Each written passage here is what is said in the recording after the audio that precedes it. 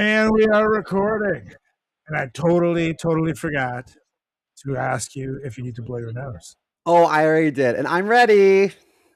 I'm ready. Okay, I had a before we lot of do, boogers today, huh? lots of boogers Yeah, too, but I man. always have a tissue nearby in case I want to blow my nose or like blow a load. Either way. Is that an earthquake again? No. No, I just had tacos last night. Yeah, this is a boogery summer. I don't know why. Science, get back to me. I've been making some moon rockets these last couple of days. Some thick boys. They're pretty gross. But anyways. A lot of people are getting sick. Yeah, that too. That too. And we got a wild news report when we get into the show. I have too much alcohol in my system on a regular basis. I don't think I'm capable of getting sick. I think Yeah. alcohol kills germs. Oh, yeah, totally. Or maybe I'm just too drunk to notice. I'm sorry, guys. Am I dying? Oh, I wasn't aware. There's 3 of you, so I was fixated on that. That's true. That's fair enough. Yeah. Before we get rocking, let's settle debate.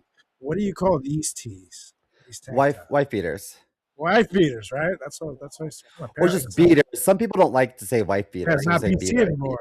Hasn't been for a while, so I never know what to call them. But that is specifically what I knew them as for years. Because if you say, like, if you were to ask me to buy you tank tops, I wouldn't buy you this. I would buy you like a design tank top or like just a black tank top, whatever, something to wear at the beach. Yeah. You know what I mean?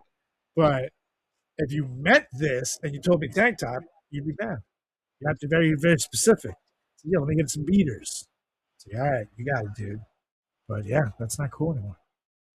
So we're the boomers. I think if I was referring to someone that beats their wife, I would say like abusive deadbeat husband, or I would say I don't know, like a domestic dispute.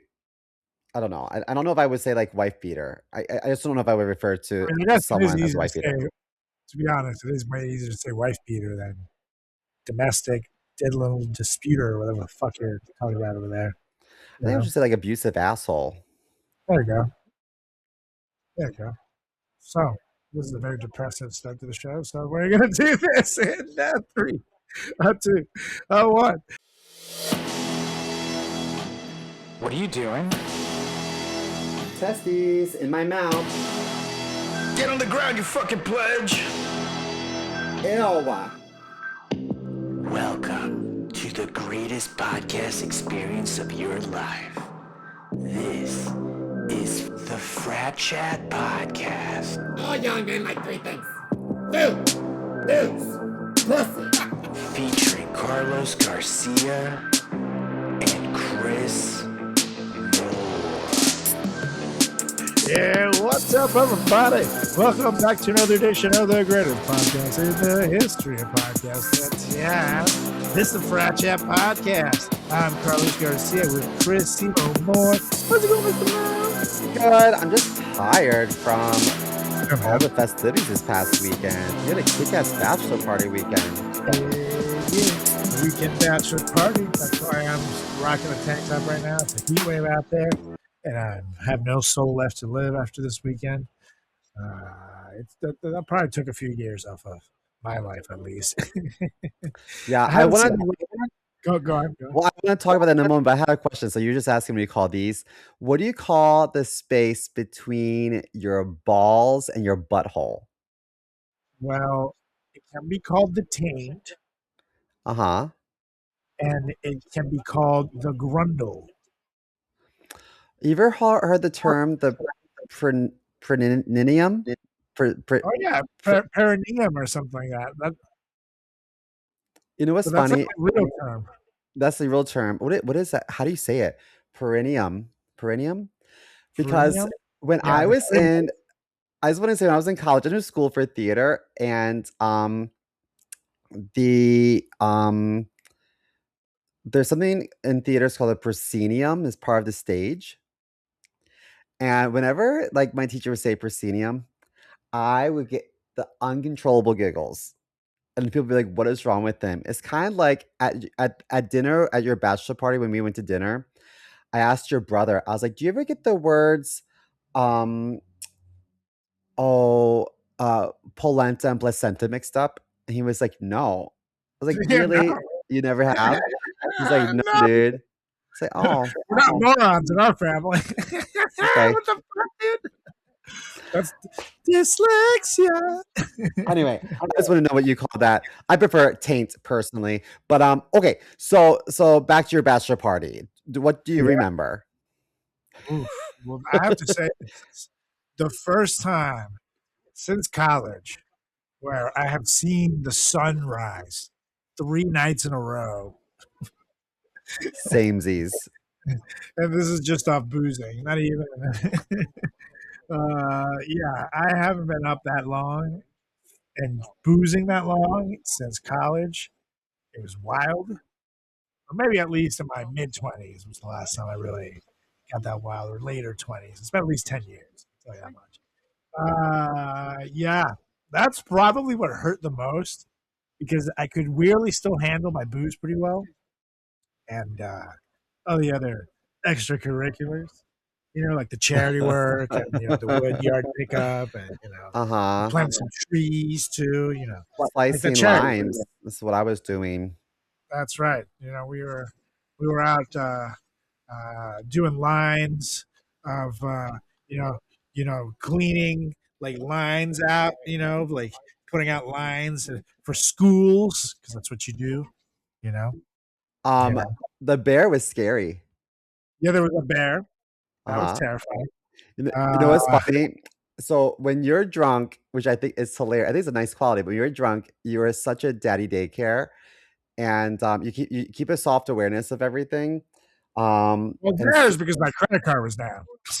Normally, I don't care that much, especially if Chamberlain's credit card is down or someone else's. Because when Chamberlain breaks something, which he always does, which no, this is the first trip he legitimately doesn't break anything in the history of knowing him.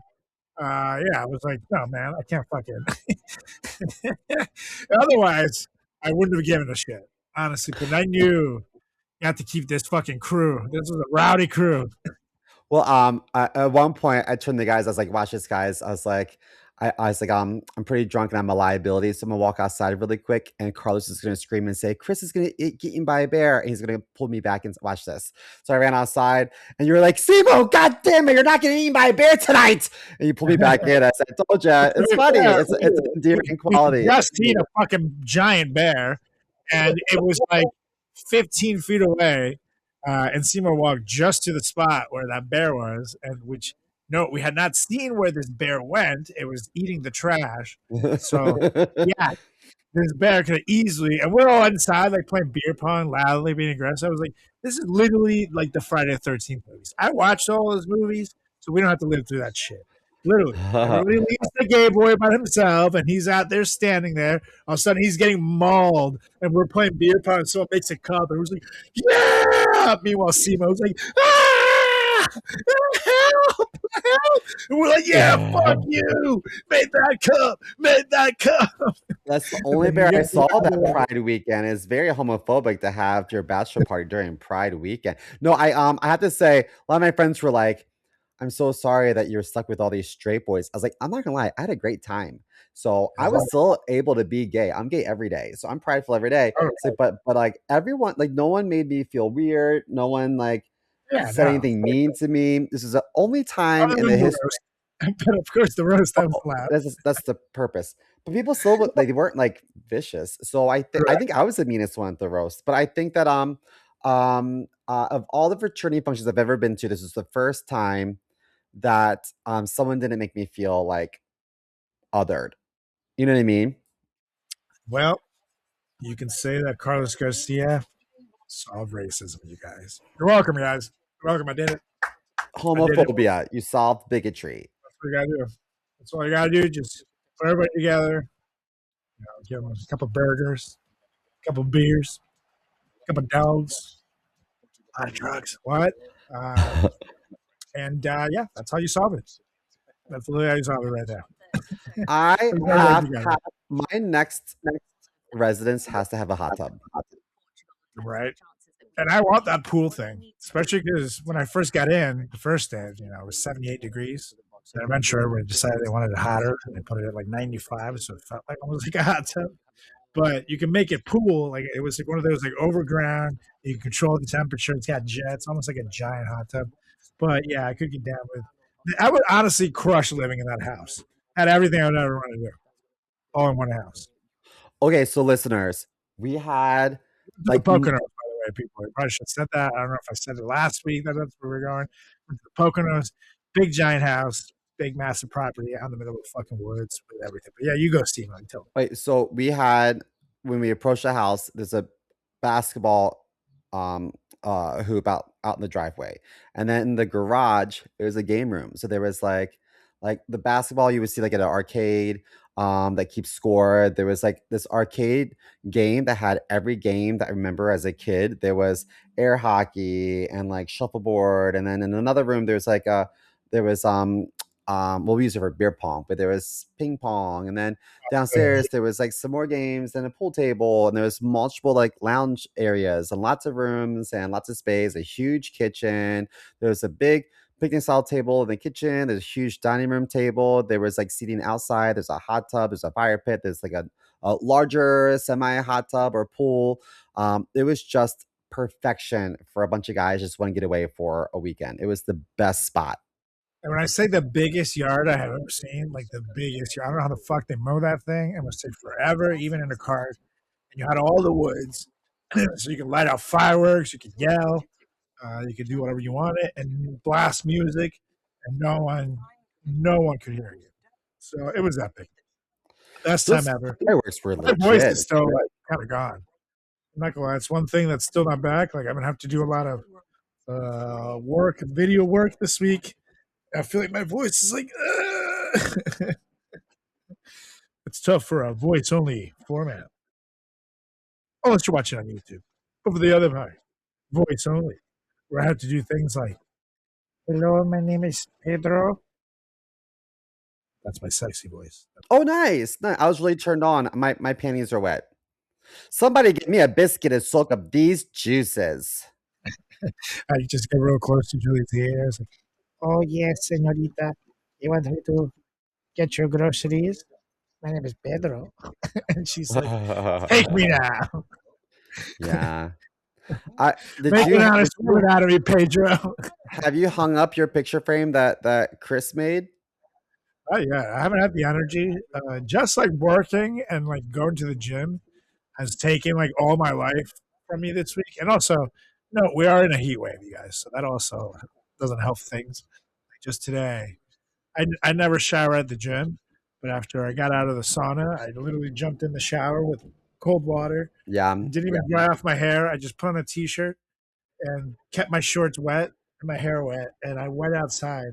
In 5 minutes, everything was dry again, and it was start turning to sweat again. So I had to shower again when I got home.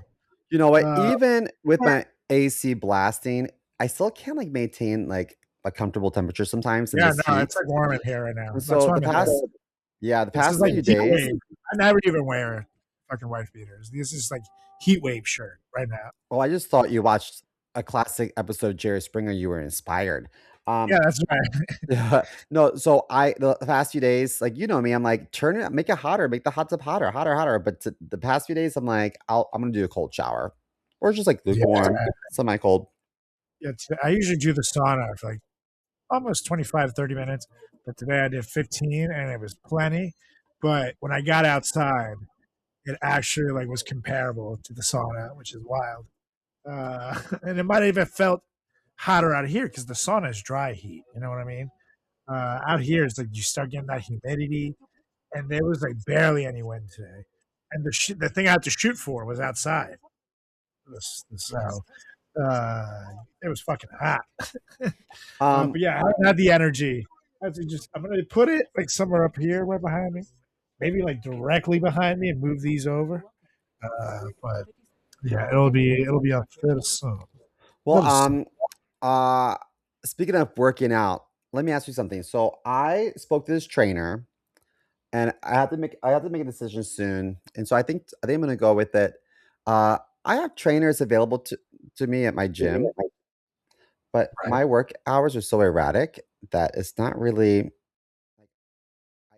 I want the trainer to work around my schedule. I don't want to work around their schedule because I'm at. That's how it should be. And so, my gym is pretty nice, but sometimes I feel like I do the same work I've been doing forever. I've been working out since I was 20, so I'm in decent shape, but I think I could be in better shape. And as I'm getting older, I'm like, maybe I should switch things up. So I feel like I've plateaued. So, my stomach isn't as like tight as it was when I was modeling, and I want that back.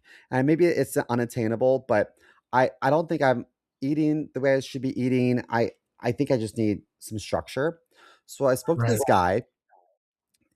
He's actually fairly local, so I probably could meet up with him if I wanted to, but he provides these plans. And so it's like uh every time I if I were to go to the gym, I would mark off. He would recommend how much weight, how many reps, how many sets, and I would check off as I do it. And so with each exercise, there's a link to show proper form. And then he requires me to videotape some things so he can grade my form to make sure that it's good to go. He also plans all of these like nutrition and like food prepping and to keep it like cost effective, but also like high in protein and so many. So it's like a 4 meal a day plan, and there's a certain goal for like carbs and fats and protein, so whatnot. And there's like daily coaching available, like a lot of one-on-one stuff. But he provides these things in like an ever-changing like iPhone notes that he shares, and he's always updating so we can share the same notes and communicate. I think that way, as opposed to an app. But uh, I was, everything that I asked, like he answered amazingly. So I was like, listen, like sometimes I'm at a hotel, I travel out for work, and we don't have a good like gym, and so I'm screwed. Like, do you have things I can do in a hotel room? He's like, yep, don't worry about it. He's like, let me show you an example of someone else. So like he will modify a workout, and then every like 6 weeks, all the workouts change. And so it looks pretty good. So it's $100 a week, it's $400 a month. Now here's the thing. I would pay almost the same amount for a trainer, like, you know, a few times a month anyway. The trainers are expensive, and I don't get that like nutrition counseling. And To be fair, you can use this guy's thing every day as opposed to a trainer, which you have to schedule. Yeah, I guess it's worth it. Think about it. I negotiate that down a little bit because I was like, don't you have like a 4th of July special? But he I told him I'd tell him by tomorrow. I think I'm going to do it because the way I see it is I spend way more than that a week drinking. And if I'm really committed to like my workout regimen, I'll give up happy hour a few days a week for sure to put those funds towards something good. Totally. I'm with you. And it's worth it. And plus you can always, once you have access to the workouts, it's kind of like when you do like, what are those things that the delivery things where you get the meals and you cook at home, Hello Fresh and shit like that. They give you the recipes. So, at first they give you all the food, it's all packaged, but afterwards, you got them. So you can make it on your own. Yeah. So you can, write down the workouts you like, keep the ones you want to keep doing, and learn something from it. So even if you use it for just a month or two, and then, you build some knowledge and then you go on your own for a while, you can always come back to them and shit. But you'll get something useful out of it. So, well, I'm committing to 3 months, maybe longer, but I'm committing to 3 months because every 6 weeks he changes things up. So I'm like, okay, I'll have 2 different routines in my noggin. Totally, that's good. I think that's good. Yeah, and live stream it so I can see, take some notes. I'll share the wealth of knowledge for sure, especially with meal prepping. Because I mean, I know you have an unconventional schedule too. Like you wake up super early sometimes for shoots, and then like you get home super late, and then what do? We resort to whatever is fast and easy.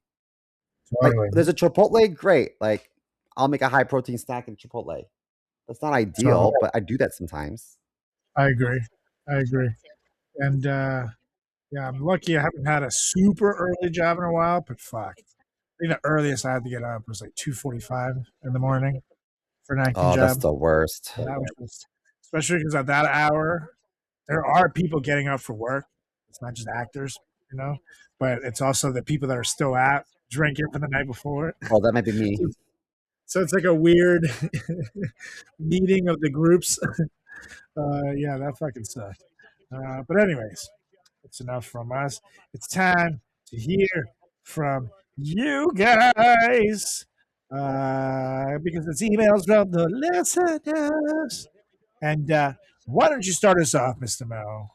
Because yours is nice and short. I got a long one.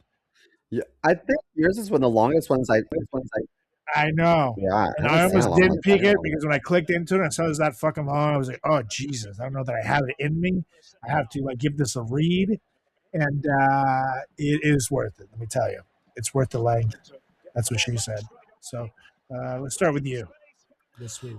Okay. I'm watching, as we record this, the second half of the Portugal-Croatia World Cup game is on, and Daddy Cristiano Ronaldo. Notice all the players who I said you should watch because they were so hot due to their statistics are doing well, like Messi, Harry Kane, Ronaldo, Mbappe. All my guys that I predicted. I had Ronaldo on my list too. Thank you.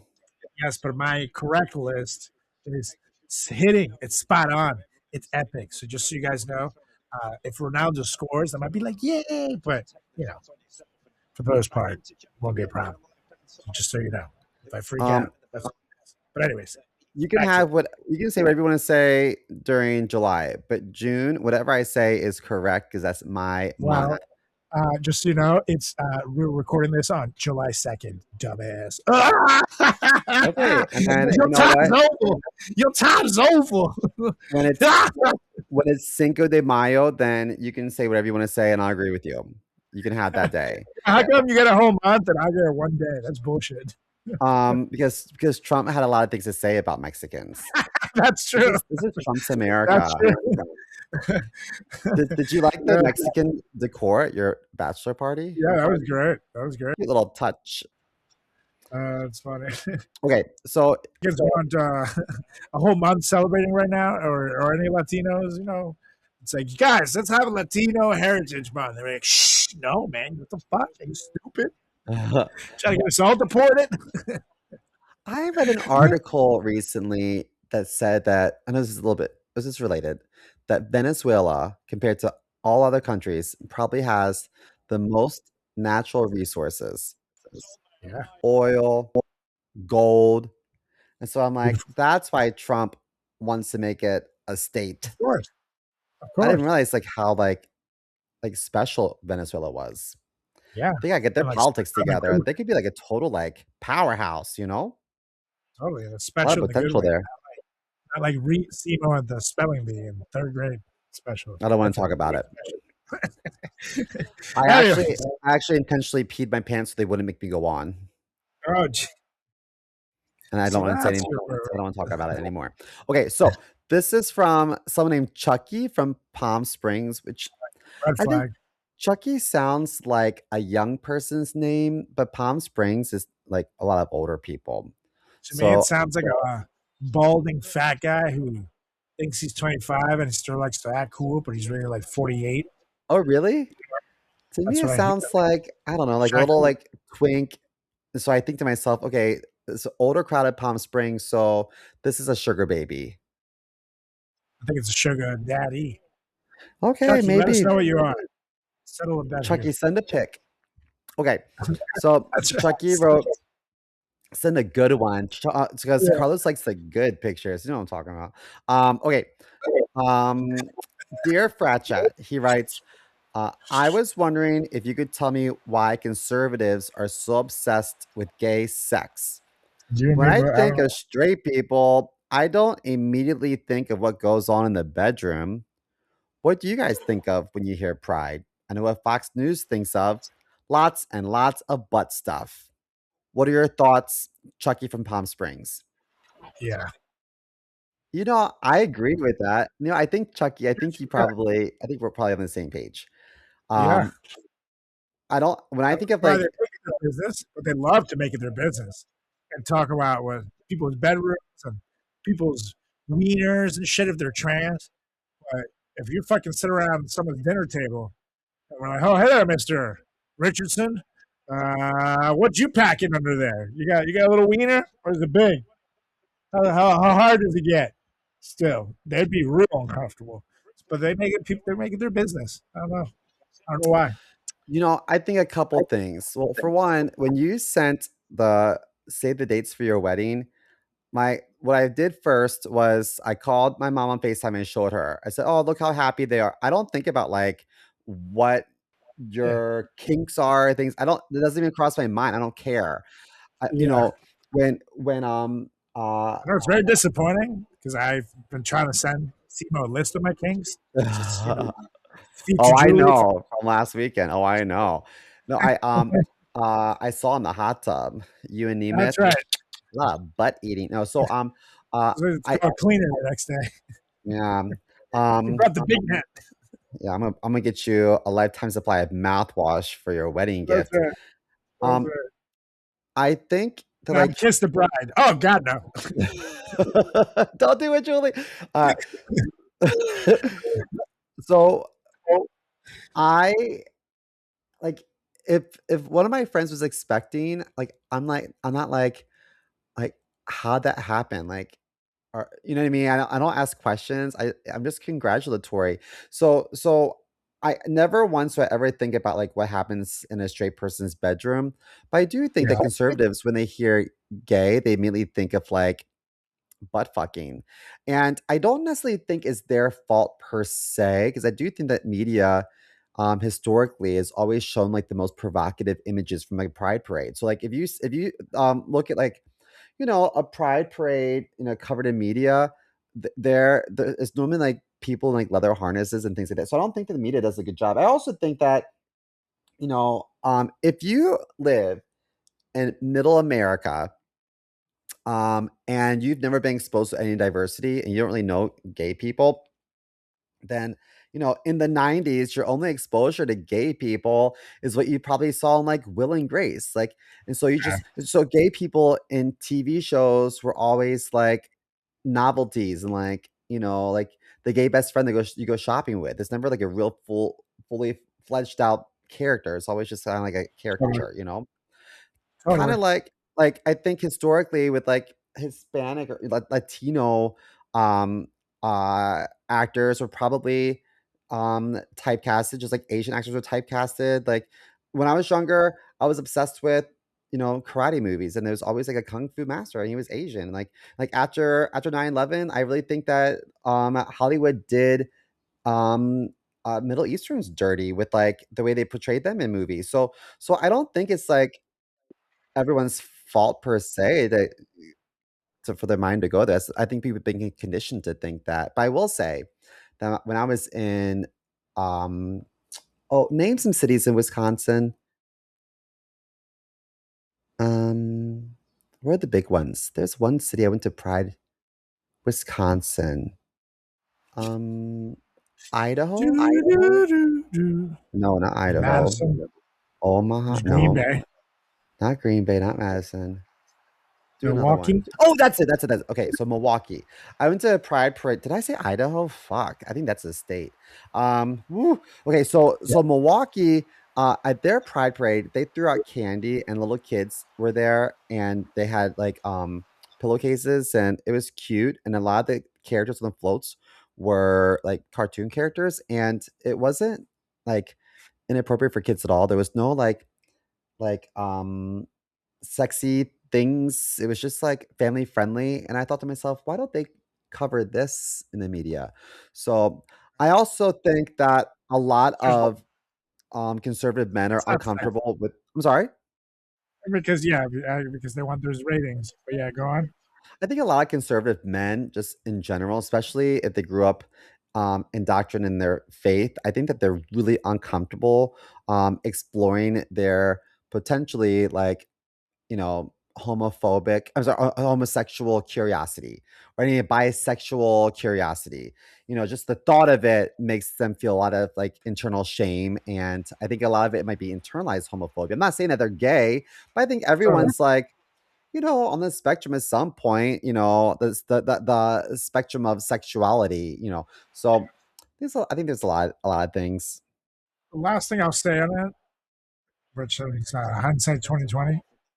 Uh, maybe why they're also obsessed with, gay people's genitalia. There is, a correlation between wherever the Republican National Convention shows up, Grinder crashes. So Yeah, that's true. you just leave it at that. So, anyways. Well, let me ask you a quick question. Do you know who Jesse Waters is on Fox News? Yeah, that guy sucks. He's always talking about like masculinity, and he's always like, men don't like this, men like that. Like men don't cross their legs, men don't use straws like a real man. So the other day I saw like some clip of another podcast, and these girls were talking about. They were like, he said like men really aren't attracted to bisexual women. And I was like, I don't think that's true. Idiot. I don't think that's true. And Jesse Waters are softer than baby shit. So let's move on because I don't want to talk about that piece of shit. Yeah, he's a faggot. Anyways, on to the next one. This was a long one, but I promise you guys, it's worth it. This is Alan from North Jersey, which is funny. This is the first time we had someone clarify North versus South in the thing. Oh. So I think this explains the type of person Alan is. Mm-hmm. Okay, so he goes. Hey, Frat Chat guys. Long-time listener, first-time emailer. I need help because I feel like I'm either a terrible father, a terrible husband, or just a normal human being stuck in a very bad social situation. So my son was outside playing wiffle ball with some kids in the neighborhood. One of the other dads was out there too. And I swear this guy is, how do I put this nicely, one of the most annoying human beings I have ever met in my life. The kind of guy who corrects jokes, explains movies while you're watching them, and somehow turns a casual hangout into a TED Talk about lawn maintenance. Anyways, my son takes a swing and absolutely nails this guy right in the nuts with a wiffle ball bat. Nice. Now, let me be clear. I'm horrified. I believe in teaching my kid not to be violent. I immediately went into you do not hit people mode. I understand this is a serious parenting territory. But internally, I almost lied laughing. Like I had to physically turn away because I could not look at this man on the ground without losing it. And the worst part is, it wasn't even just a moment. It's that it happened with that guy, which I know that sounds awful, but if there was ever a person who makes you question your moral compass when they get hit in the groin, it's him. And here's the issue. This is my wife's best friend's husband. Like I feel like I like my wife's friend a lot. My wife, however, forces us all to hang out together and play nice. And I do it for her, but I do not like this man. I can't stress that enough. He sucks the air out of every room he walks into. So when this happened, my wife immediately tells me to reprimand my son. And I try. I really do. But I'm actively fighting laughter the whole time. Like tears in my eyes, shaking, trying to say we don't hit people while my brain is replaying the scene on loop. Now my wife is mad at me because she thinks I don't take it seriously enough and that I was encouraging it by laughing. So I have two questions for you guys. Am I a bad person for finding this hilarious, even though I know it was wrong? What am I supposed to do in these situations when my kid does something bad? But karma also feels like it showed up early and personally. Because right now, I'm not just in trouble with my wife, I'm also terrified my son's going to accidentally recreate UFC highlight reels in front of people I'm legally obligated to socialize with. Please help. Alan from New Jersey. I'm sorry, Alan. If you can't laugh, I've seen someone get hit in the nuts with a wiffle ball bat. This isn't America. It's fucking funny. You should have recorded it for America's Funniest Videos. I know, that's the only thing I'm mad at you for, Alan. The fact that there's no fucking footage of this anywhere. I would have loved to see that man, especially if he's as annoying as you say. I don't have to hang out with him. Bring the video. Like, what the fuck? That would have been awesome, Alan. I will say, I would rather it be that guy's nuts than like the back of like another neighborhood kid's head. Do you know what I mean? Like, yeah. I'm just glad that he didn't do more damage than that. And hopefully, if this guy is as awful as he says, let's make sure that he can't procreate anymore. That guy also should have known better. If you're hanging around kids playing wiffle ball that are yay high, you probably should keep your nuts out of the way. Stand far, far away. least 10 feet from the kid holding the bat. So that's on you. I'm sorry. See, I think that this parent needs to work on his game face a little bit better, because this is not going to be the first time. Sure. This wasn't the first time. This won't be the last time. And like sometimes, like I do think it's this very serious message to tell the kid, like, hey, you don't hit people. That's not appropriate. I would have snatched that kid up real quick, took him inside, and put him in timeout, and be like, this is what happens when you act up. And then as soon as the kid's not looking, I would have walked to another room and like died laughing. You know what I mean? So totally. But CMO was talking right now, and Cristiano Ronaldo just scored a goal, and I wanted to be like, yeah, my list rules. But I'm a professional, so I let CMO finish his little story over here, which he's very right about. And you have to have a great poker face. And then I can chime in when the opportunity is right, and tell you that happened. You looked like you were ejaculating. You gave me what I think might have been your O face. Yeah, Julian, need some pants. Pants, don't ask questions. Cristiano Ronaldo was there, though. And a cigarette. Oh, and they took it away. It was apparently offsides, so that sucks. But yeah, you do have to have a poker face, because maybe a kid won't go around hitting people in the nuts forever, but they will do other shit that's not great. That's also funny. Like sometimes little kids will start hearing curse words, and they'll start piecing together these sentences that are really bad to say, but they're hilarious. It's like, fuck, shit, asshole, little cunt. It's funny. You got to tell them no, but, you got to be able to laugh about it behind closed doors. Like, wow, that little Billy, he crazy. I also think, though, like, I understand, like, his wife wants everyone to play nice and whatnot, but you can't force it. So I don't think it's a bad idea for him to say, hey, how about this time you and your best friend go out and have fun, and like our Junior and I will drop you off wherever we want to go, and we'll pick you up. Like, go let loose, and he and I will have a father Sunday together and go see a movie. You know what I mean? Totally. Like, I feel like that is what happens also when you try to force things. Karma likes to step in and make it nice and awkward. So this is not necessarily karma against the guy being an asshole. It could be karma for your wife forcing this stuff. That's on you to have an honest conversation. You have a fucking chat with this woman, for God's sakes. Alan from North Jersey. Just tell her, this fucking guy sucks. I don't want to hang out with him. You guys just do your girl's thing. We'll pick you up. You have a DD. I'll hang out with the kid. It's the most beautiful thing you can ask for. You don't have to watch out for me. I won't be in a bad mood.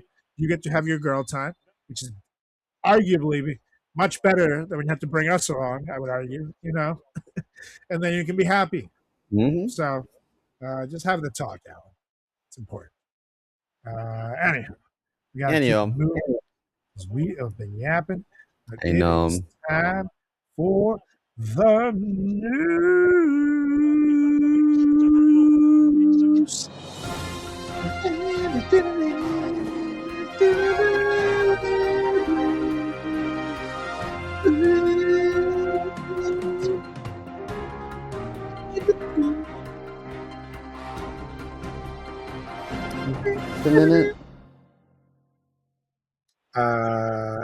CMO, you didn't even sing the fucking song over there? Which I said, I said that. That was like minimal effort. That's like the minimal. It's like the last thing. I don't have my sunglasses near me. Well, that's not my fault that you are not ready. I was looking at him across the room like, oh. That's not my fault that you are not. But you know what? What I do have is a brass. What the fuck is that? It's a brass swan. Okay, we're gonna work with it. Let's hit it. Hit it again.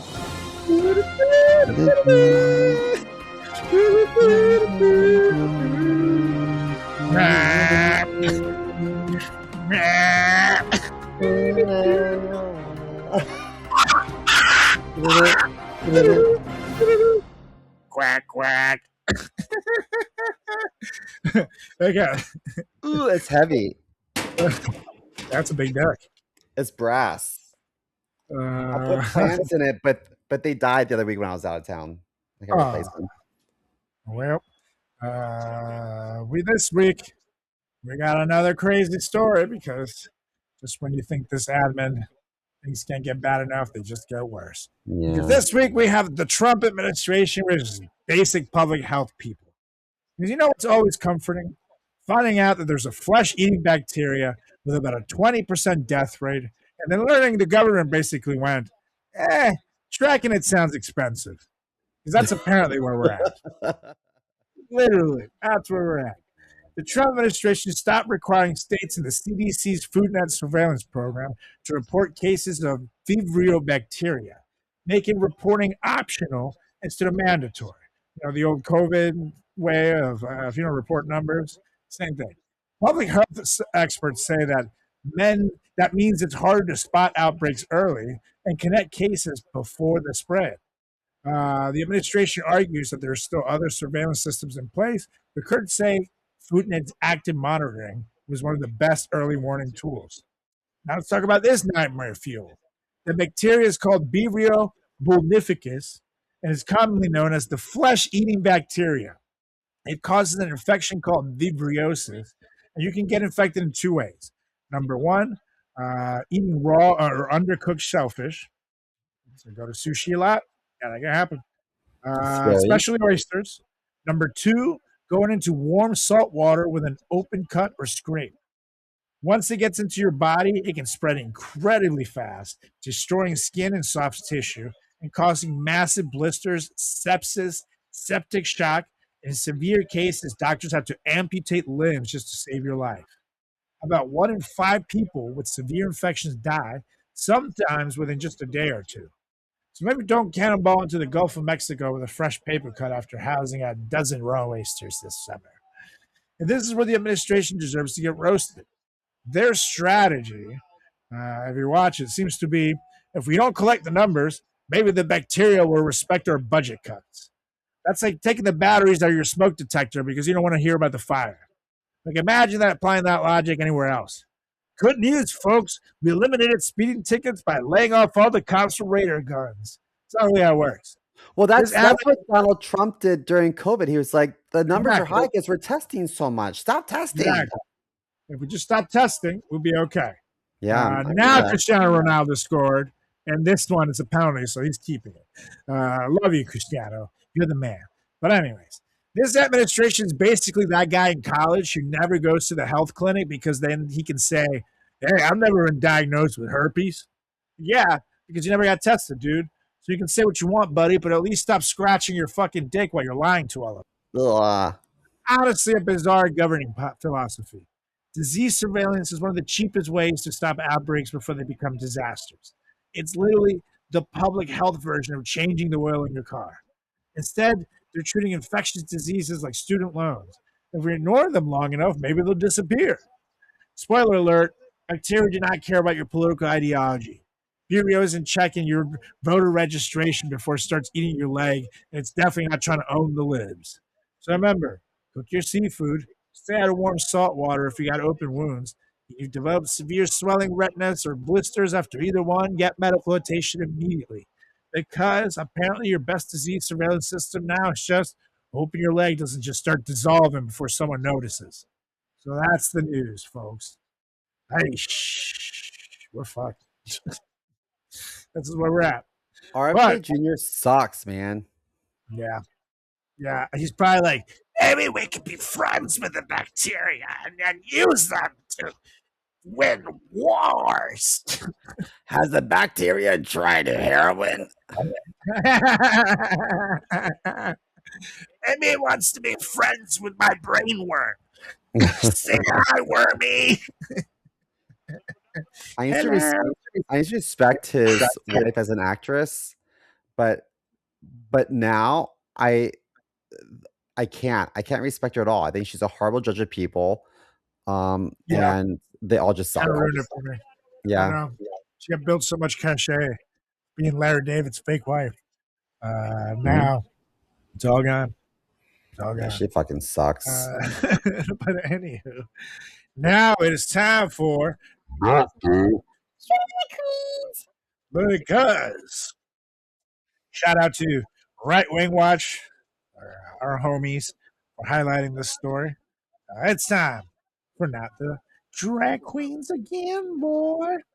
So, of course, this week's winner is a pastor, a self-described Trump supporter, Silas Shelton, who has been sentenced to 15 years in prison after being convicted of unlawful sexual contact with a 14-year-old girl at his congregation. Again, 14 years old. Yeah. Horrible. Prosecutors say Shelton groomed the victim, got her a job working for him, and repeatedly sexually assaulted her in hotel rooms, at a lake, and on a remote wooden road. The judge handed down the maximum sentence after Shelton showed no remorse and instead blamed the child. It was one of those, like, I couldn't help myself. We tried to, she came on to me and I couldn't resist it, Judge. One of those fucking creeps. Judge McCoy criticized Shelton for refusing to take responsibility and attempted to portray himself as the victim instead of the 14-year-old girl he abused. And here, as always, is where the hypocrisy gets insane. Because in 2023, just a couple of years ago, Shelton appeared before a school board demanding that LGBTQ plus books be removed from a scholastic book fair. He claimed that being gay was a health risk, said reading Heartstopper made him sick, and called LGBTQ plus representation a satanic push targeting children, because of course he did. The district ultimately shut down its book fairs after the controversy. So while he was publicly accusing books and LGBTQ plus people of endangering children, prosecutors say he was privately abusing a child in his own congregation. So let me ask you something, Mr. Moe. I got this man's picture right there, and boy, he looks just like he should sound like this. Let me ask you something, Mr. Moe. Does this weirdo look like a drag queen? No. How about a gay? I don't think so. I mean, I think we have a better sense of style than this, so we wouldn't claim that. Trans person? No. Minority of any kind? If he's a flat earther, maybe. Maybe. That's the only one. But of course not. Because it is another reminder that the loudest accusations are sometimes acts of projection, people. And this just goes to show, as we say every single week, the call is coming from inside the house. That's not the drag queen, people. Ugh. That's so sad to me. Like every week I'm like, another one. I know. I'd be scared to have kids in this world. I know, man. I gotta like make that move soon if I'm gonna do it. Me and Julie want to. And it's a pretty scary world to bring a kid out into right now. It's scary, and I wouldn't want to take them to like to church or to any. Totally. I don't want them. I wouldn't want to go to like a country club around Republicans.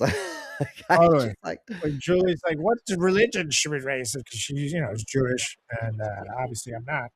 I'm like, honestly, I don't want anybody coming near my fucking kid in either church or temple. No way, dude. Just stay away. Kid can believe whatever the fuck it wants. Whenever he or she wants to make that decision, maybe that's the best move. Because, fuck. Imagine I like push the kid being like Catholic, and then some fucking weirdo priest diddles it. And then I'll never hear the end of it, It's God, women, am I right? Nag. But that's totally. But if you raise them Jewish, she'll say, "Okay, let's schedule the bris and let's invite all of our friends to watch the mohel chop off some foreskin." And someone's gonna be like, "Hey, if you don't mind, could I take that? Make a sandwich out of it." It goes really well with mayo. It looks great, like a sushi nigiri roll. I can put it right in some rice. I never understood that. I mean, I have family members that I don't know. I just think that, like, why is that celebratory? Like, why do people watch that? Like, what? I don't understand. The rabbi does suck it afterwards. No, they like put their math on it. They do. It's a real thing. They put their math on it to stop the bleeding. So I don't want to watch this fucking old bearded man. Oh God, is that true? I never. It's true. I'm not making it up. That's a real thing. No, but don't Google it. Your search engines. Your search records will never look the same. I don't want my phone to even hear it because I don't want it to be in my algorithm. Yeah, no, there you go. All right, L'chaim, it's time for the schlong cutting, and we're going to do it. Everybody's ready? Okay, 3, 2, 1. Okay, it's all, everybody. Yay! Now, hold on, it's bleeding a little bit. Okay, we're done. You know, like when you like make yourself, and you're just like, damn, it's bleeding. Same thing. That's what they do. Oh my God. Yeah. I'd be like, get away from it. Yeah, no, I can't watch that. I don't want that happening to my kids. So yeah, I could never be a rabbi and do that. Oh, fuck no. It's like, but Carlos, it's the most important part of the ritual. The baby might bleed out if you don't put your mouth on it. Pretty sure there's a Band-Aid in the other room that I could just, no, it must be your lips. Oh, by the way, did you watch House of Dragons this past week? No, I actually haven't seen it yet, and I want to. That's okay, a show never mind. I was going to make a reference about cutting, but I'm not going to. It won't make sense. Well, remember in Game of Thrones, that one dude gets his dick chopped off and then sent to his father. A few of them have. Yeah. He's got no wiener, man. That sucks. This whole army without wieners. Anyway, speaking of things that suck and things that are wild, what do we have coming up for the topic today? Oh, man, it is time to get to it because this is America's holiday, baby. Independence Day. We're recording this Thursday, July 2nd, 2 days before July 4th. Every year, America celebrates Independence Day in a very specific way. We hand explosives to civilians, tell them to go outside, and collectively agree not to think too hard about it. And somehow it mostly works. Mostly. Because the 4th of July is the only holiday where the tradition includes drinking heavily, standing way too close to something that says do not point at people, and trusting that whoever bought the fireworks definitely read the instructions. As I tell you from my bachelor party last weekend, he probably did it. Every single year, without fail, something goes wrong. There's always that one guy who goes, don't worry, I've been doing this forever. And then 10 minutes later, he's missing a chunk of his dignity, asking if eyebrows grow back, and trying to explain to EMTs that he wasn't supposed to do that, man. Because that's the thing about this holiday. It's not just fireworks and boats. It's boats full of drunk people trying to beat traffic on water. It's backyard engineers building things that absolutely should not be built under pressure. It's animals watching us from a distance like, wow, they really do this on purpose. And it's fireworks displays that sometimes go from patriotic celebration to a planned military simulation in under 5 seconds. So tonight we're not talking about the pretty version of the 4th of July. We're talking about the other one.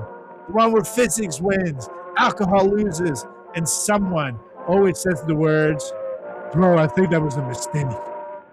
So yeah, if you're listening to this near fireworks, maybe don't get too comfortable. If you're near a lake, I'd keep an eye on whoever says, watch this. America, it's time to get to it. So we got 10 stories for you here. These are all 4th of July related because they all happened on the 4th of July. And no, these are all insanely wild for various reasons. You know what? These are very different. Yeah, they are, which I like. I think we both interpret the topics differently. Our producers are like, what the fuck? Yeah, but actually yours actually really works because there's historical shit here. There's paranormal shit here. There is, accidents. There is boozy related things here. This list is more diverse than a community college pamphlet, people. Yeah, there's a lot of gay sex in here. Conservatives, I hope you're listening. So I just want to start this off with something that's completely like wild to me, and that is Trump's Great American State Fair. Oh my God. Can we just discuss that for a quick moment? the 6 people that went there might get offended if you hear. I'm gonna tell them to turn this down right now. They're gonna be pissed. You know, I was really over socialized last weekend. I just want to be by myself, so I think I might go to the Great American State Fair.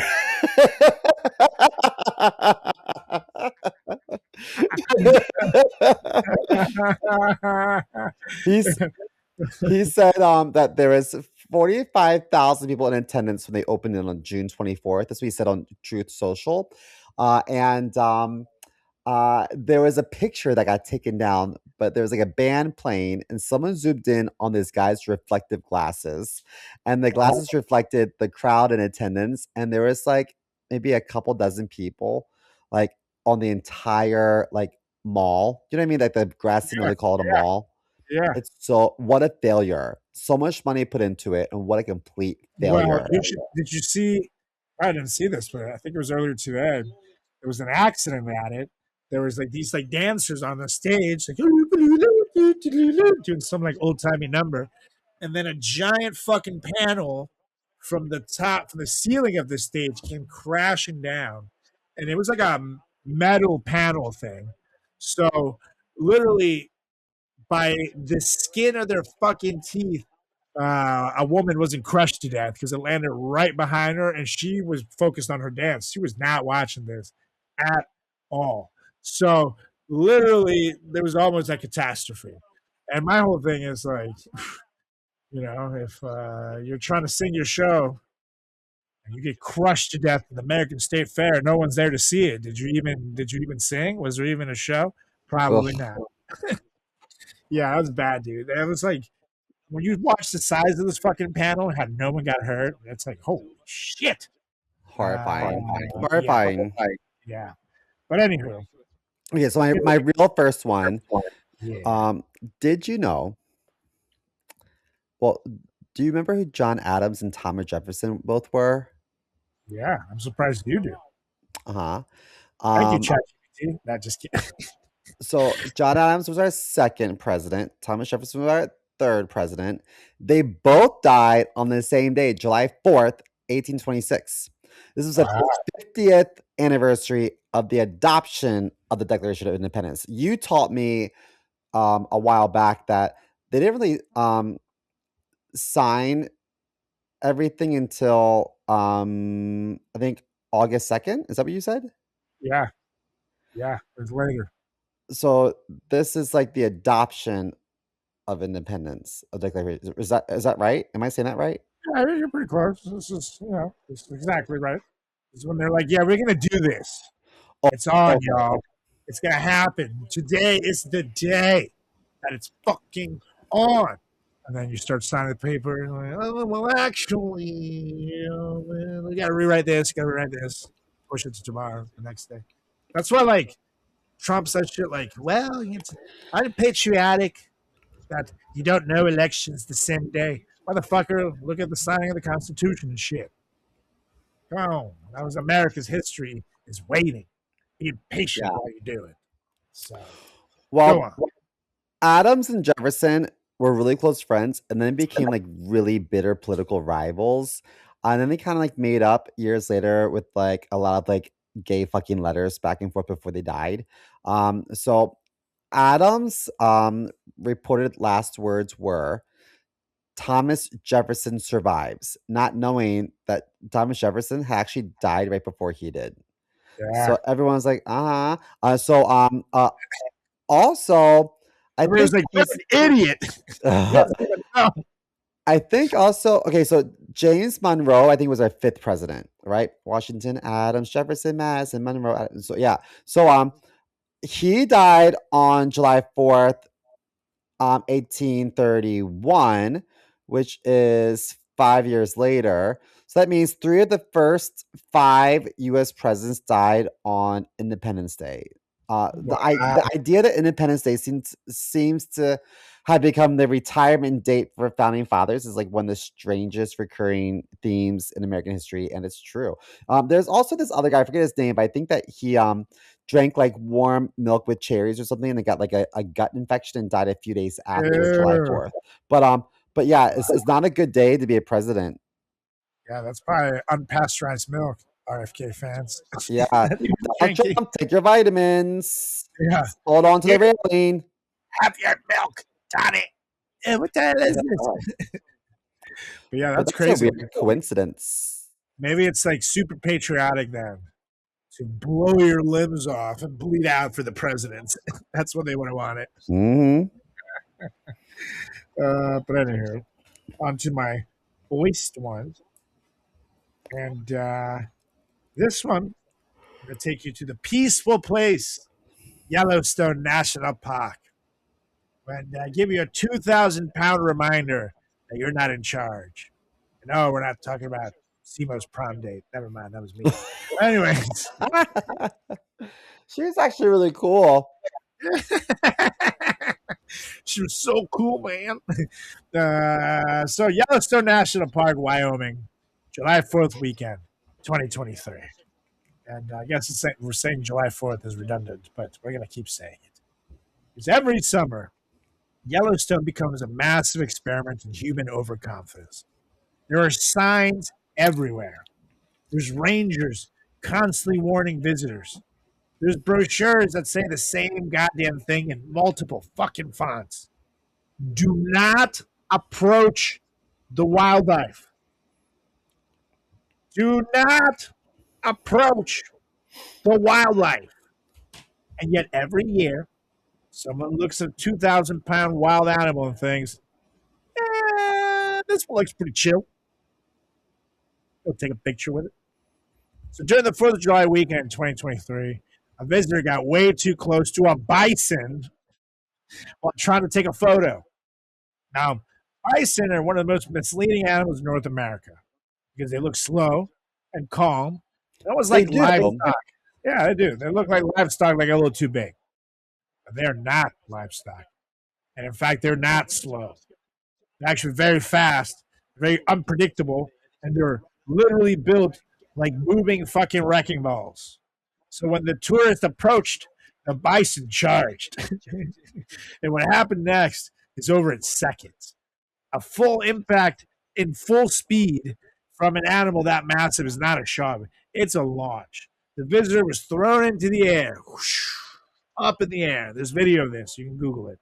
And slammed down with enough force to require emergency response.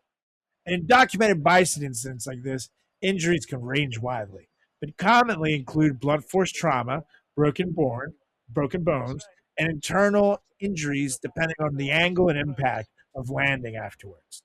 And the most consistent pattern in Yellowstone incidents is not the animal behavior, it's the human behavior leading up to it. Because this wasn't a surprise encounter. This was a gradual approach, a series of ignored warnings, and a belief that proximity equals safety.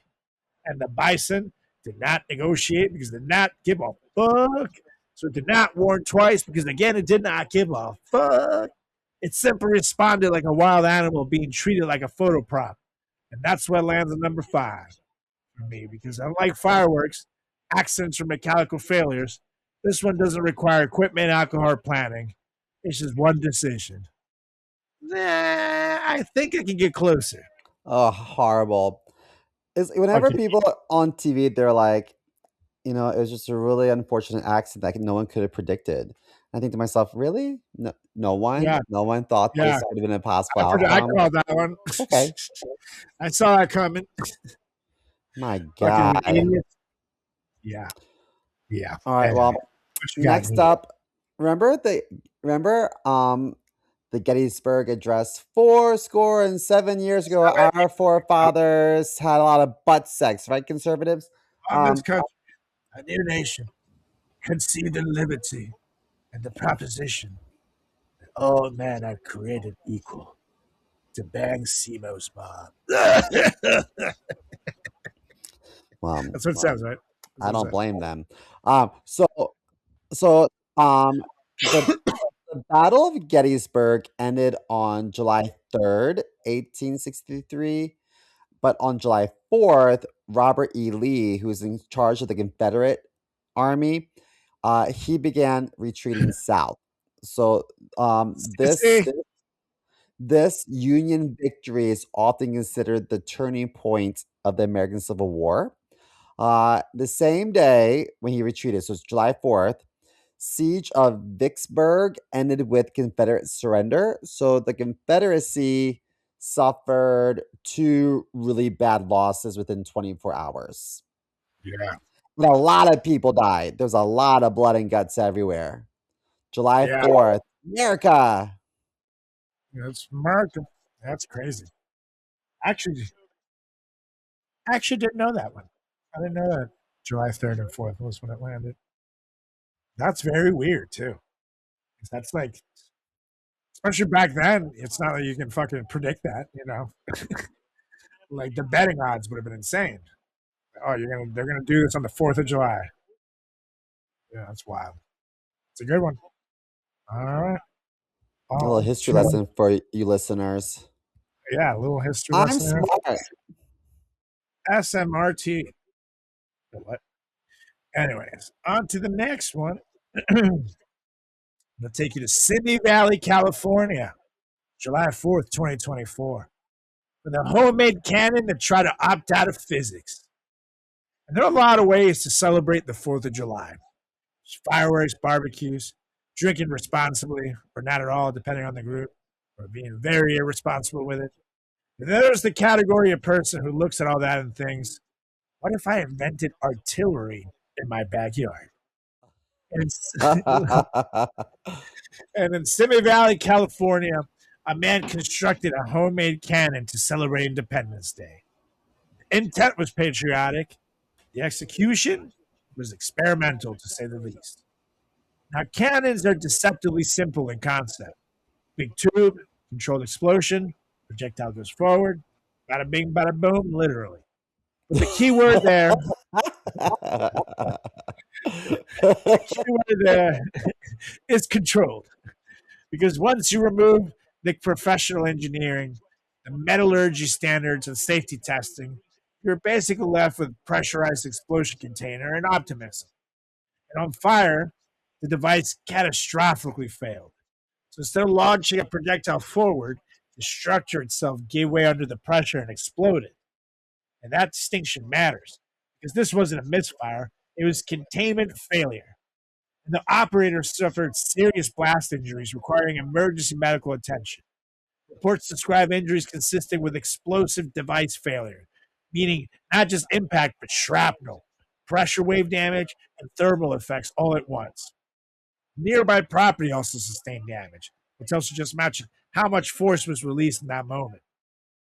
And the terrifying part about homemade explosive devices is that they don't give you dramatic warning signs. There's no slow escalation. No, maybe this was a bad idea, guys. There's just confidence, ignition, immediate consequences. Boom. And the consequences don't care what your intention was. So this is one of those stories where the holiday symbolism writes itself. The founding fathers did not find a war, so someone could recreate artillery in a residential neighborhood using a YouTube tutorial, people. Come on! And for horrible. That, no one will probably listen. There'll be a people million are fucking more. Stupid. Yeah, that's like the most common injury, I feel like. You see a lot. Some moron trying to build their own device. It's like, what are you doing? There are so many ways to blow shit up that is made for you. Oh, my God. And Portugal just scored a goal with a couple of minutes left in stoppage time. It's 2-1. Wow. We might see Cristiano Ronaldo take his shirt off, folks. No, take it off, Cristiano. Should I tune in? You might see the abs. Nice. He'll display them to the world. Like, thank you. It's me, Cristiano Ronaldo. I'm going to take a picture of his abs to my trainer and say, can you make me look like this? How many weeks? The trainer will just start laughing.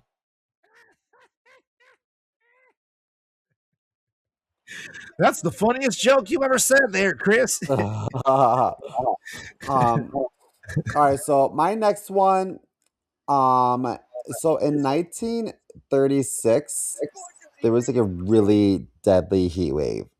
One could argue the deadliest heat wave, which is like kind of sad to talk about right now because I think that because it's a heat wave across the world, I think a lot of people died in France recently. Did you hear that? Wow. What's crazy that Europe doesn't do ACs. That is So crazy to me. people were like cooked alive in their home. Okay, so the 1936 North American heat wave reached its horrifying peak around the 4th of July. So temperatures exceeded 100 degrees Fahrenheit in many states. Thousands of Americans died, and even more were affected when crops died. So they're like, oh shit. Some people are like, okay, we survived the heat wave. Thank God. What are we gonna have for dinner? There's no dinner, so like that sucks. So it remains actually one of the deadliest weather disasters in US history. Thanks, 4th of July, America.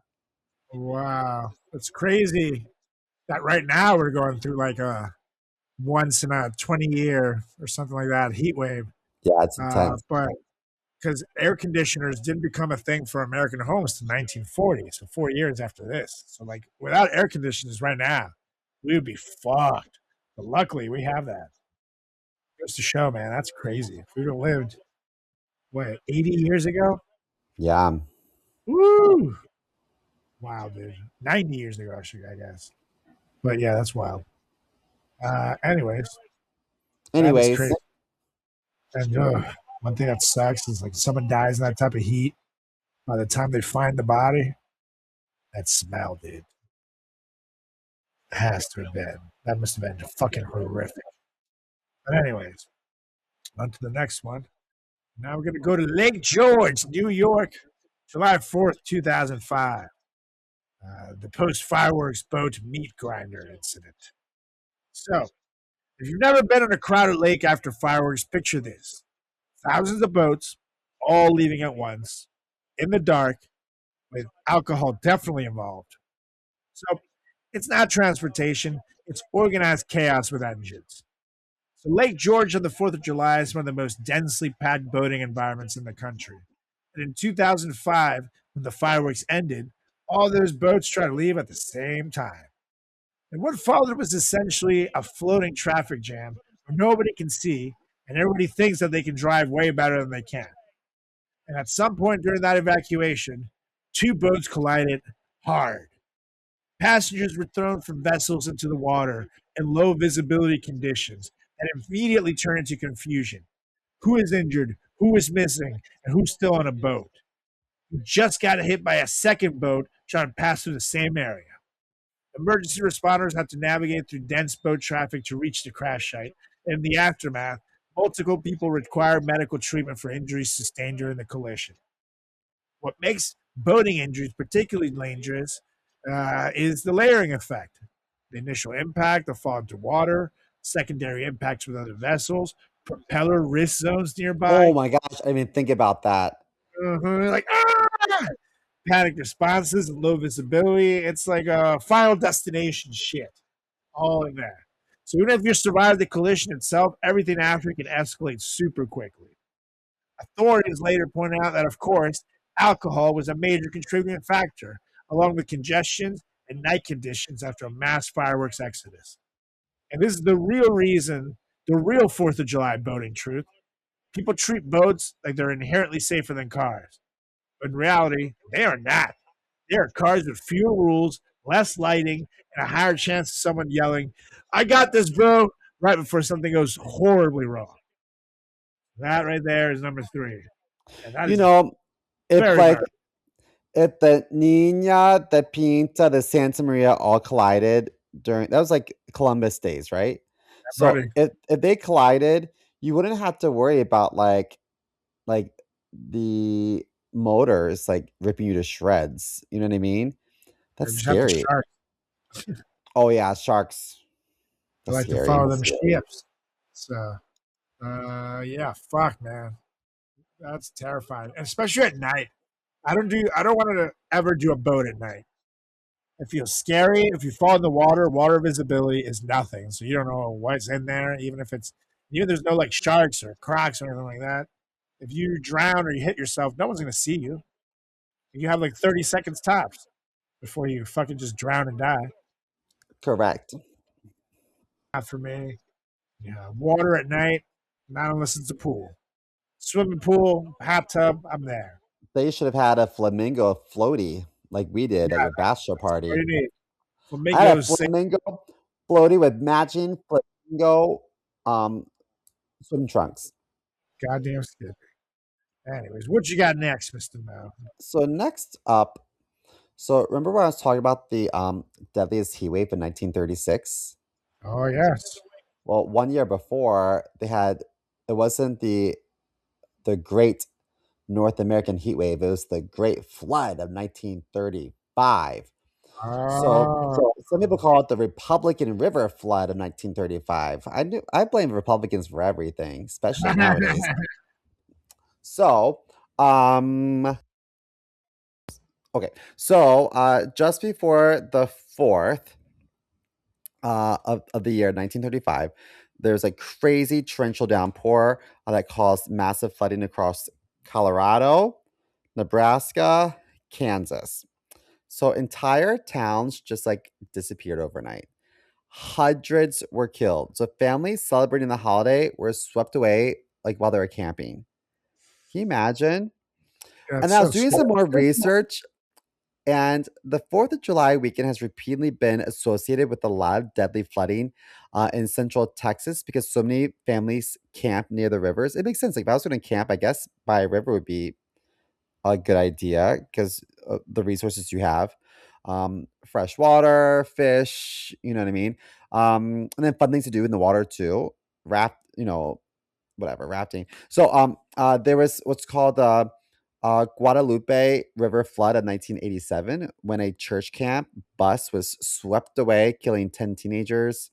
There's like a lot of other July 4th weekend floods that have struck the same region, which earned it the nickname. They call it Flash Flood Alley. Wow.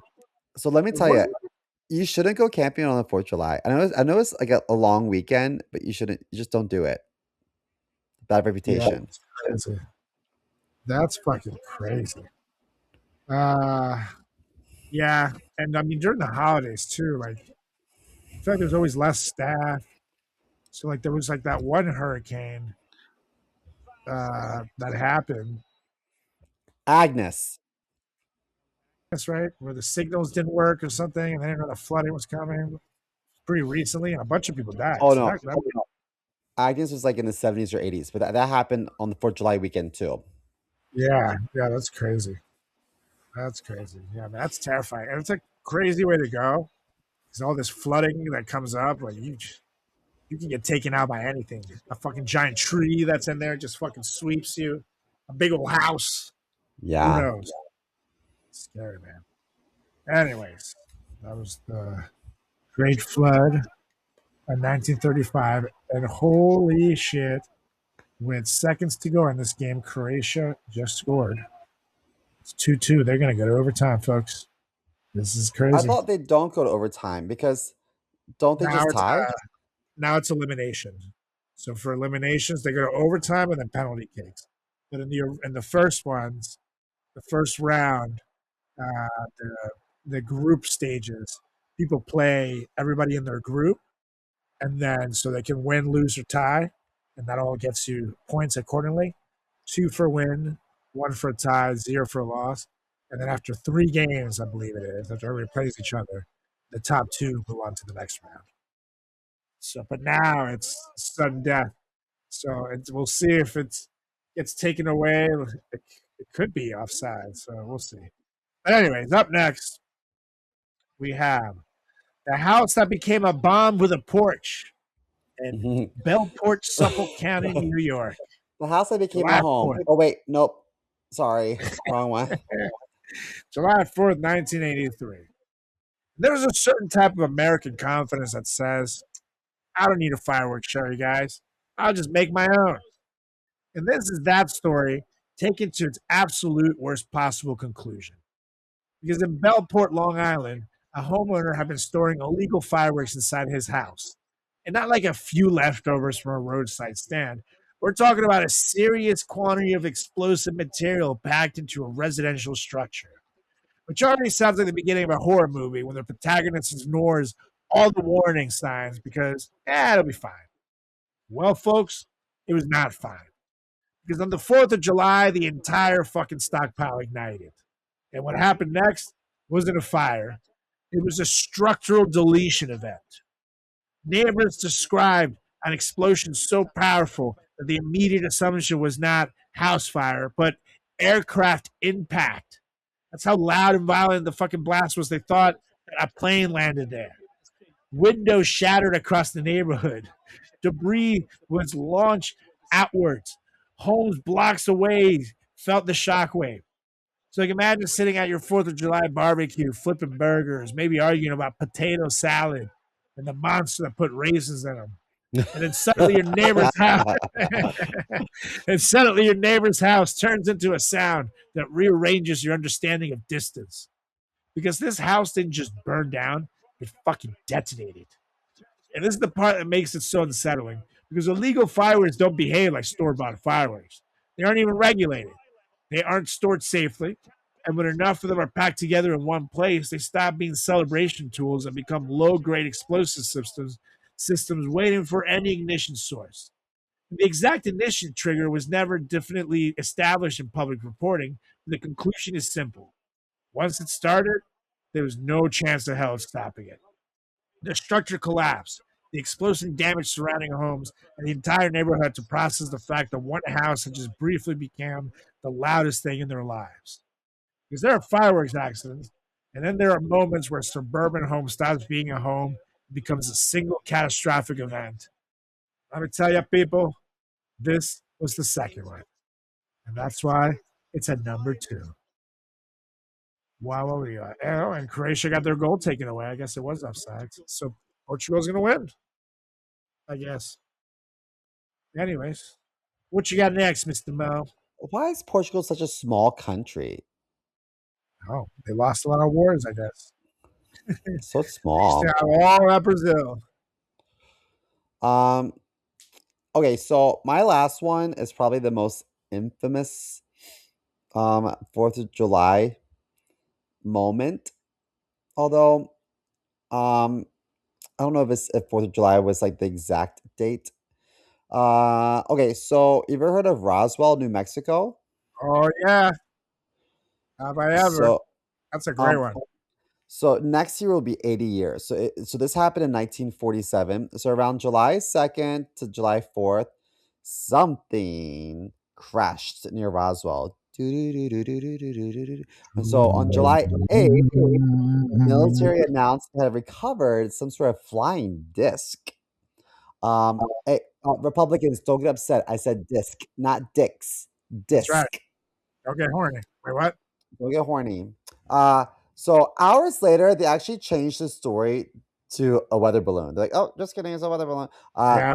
So, almost 80 years later, people still debate what actually happened. Didn't they come out and say, like, in the government recently that, like, yeah, there's extraterrestrial life? I think they were like, "Stop talking about Epstein files. Listen, let's talk about aliens. That's fun."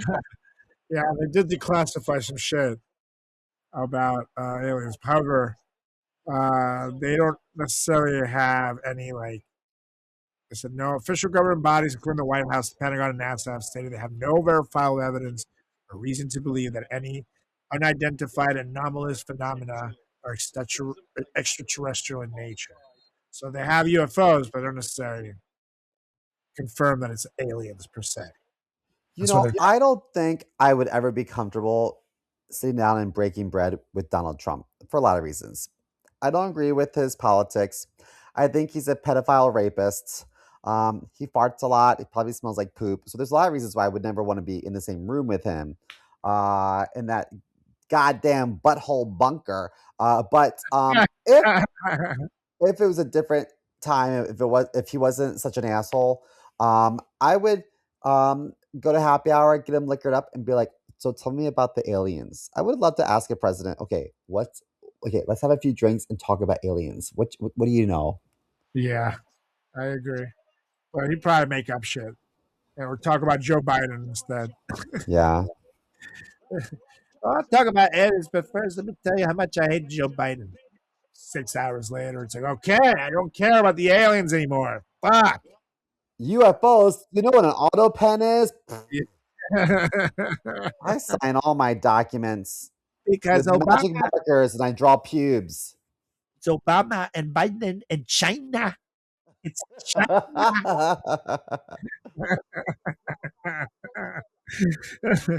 So that's all you get out of this fucking asshole. But I would like to know, are they out there?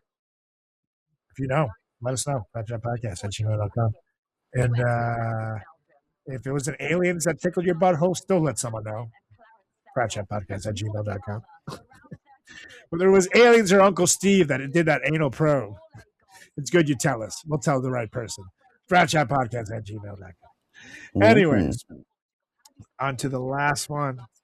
The only way I could top a fireworks incident in a house is to up the ante. So this story is the firework warehouse that went to war with reality. And it's in Sparto, Yolo County, California. Literally Yolo County. That's a real county. I was just like, is that a typo? YOLO. YOLO once. Holler. That's right. And this happened in 2025. Yeah, they definitely all do like YOLO. And there are 4th of July accidents and there are 4th of July events that make you question whether reality itself just got drunk and started improvising. And this is one of those. Because just a few days before Independence Day, a commercial fireworks facility in rural Northern California basically stopped being a building and briefly became a war zone. Now, when people hear fireworks warehouse, they think it's something boring. You know, industrial shelves, boxes, maybe a clipboard guy named Todd who hates his life. What you expect.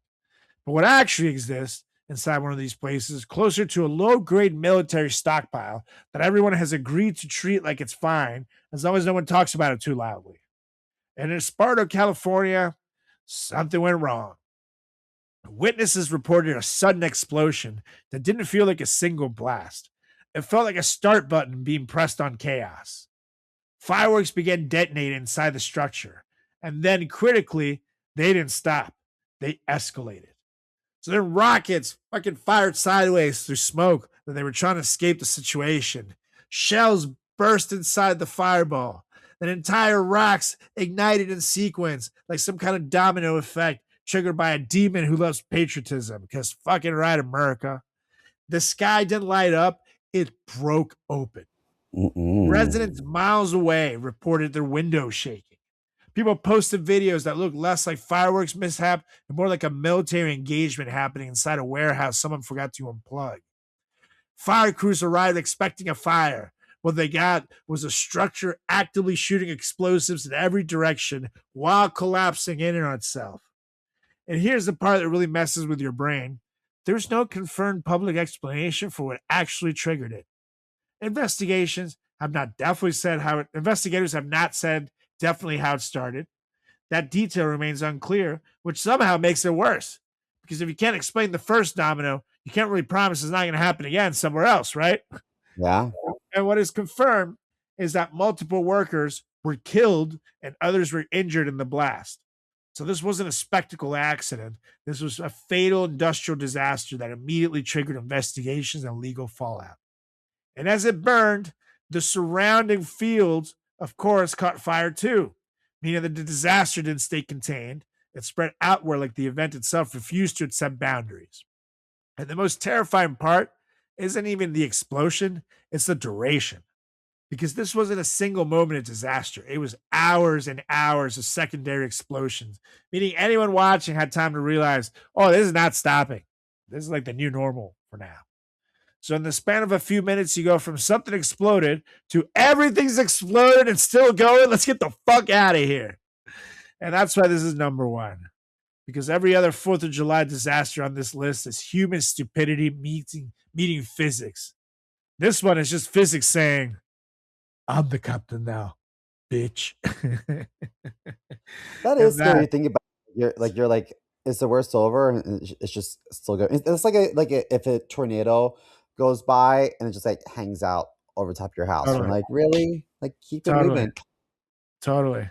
Yeah, that's fucking wild, dude. I can't imagine